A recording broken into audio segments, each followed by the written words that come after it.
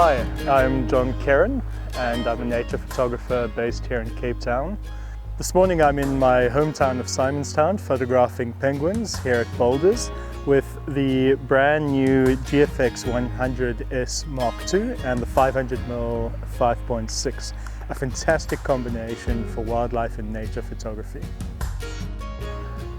So I normally shoot landscapes, wildlife and anything really nature-based. And what I'm used to shooting with is the Fujifilm X-T5. I use a combination of lenses from the 55 to 200 to the 150 to 600. When I collected the new GFX from Fujifilm, the first thing that struck me was just how impressive the camera looked. The lens is absolutely amazing. It looks like a truly professional wildlife lens. Ergonomically, the camera is fantastic. It fits in my hand perfectly with my fingers able to reach all the buttons just correctly, including the back button focus and all the customizable buttons. I'm particularly fond of this lens just in its weight and its size. It is a large lens but is not too big. It is also what I find really nice, especially with the combination of the GFX, is just how well weighted it is, and it sits perfectly in my hand and balances just right for wildlife photography. This is important when holding a camera for a long amount of time.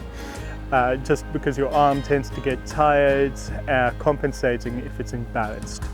So the tracking system uses a very similar tracking system to the X series range, now with animal, bird tracking, vehicle tracking.